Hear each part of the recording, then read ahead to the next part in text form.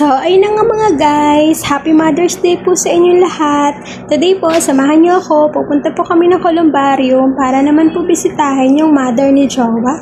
At umaura-aura pa nga kami dyan ni Jowa kahit napaka-init na ng panahon. Kung titingnan niyo guys sa labas, sa dinadaanan namin, napakatirik po ng araw. Kaya kahit po yung aircon ng loob ng sasakyan, hindi na rin po ganun kalamig. Kaya wag na wag po kayong lalabas nang wala po kayong payong o wala po kayong cap. Pagdating po namin sa area guys, dito na kami dumaan sa gilid kasi po para hindi na mahirapan si Jowa o makyat-akyat. At eto nga guys, yung pinaka-entrance ng Columbarium.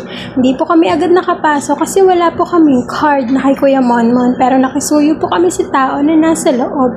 Happy Mother's Day tita! After po nyan, kumain po kami sa Orange Bucket. Naghintay pa po kami dyan ng mga 5 to 7 minutes para po makapasok. At yan na nga po, binubuhos na po ni Kuya yung order namin. Medyo inihingal na nga ako dyan guys kasi sobrang init. Pero nung nakita ko yung seafood, parang nabuhayan agad ako ng dugo. Pero di kami timpura. At pagkatapos ko nga guys asikasuhin si Jowa, tinikman ko na agad guys yung pinakamalaki na to kung ano po yung lasa. Kasi sa pagkakatanda ko po is 10 years ago nung huli po ako nakakain ito.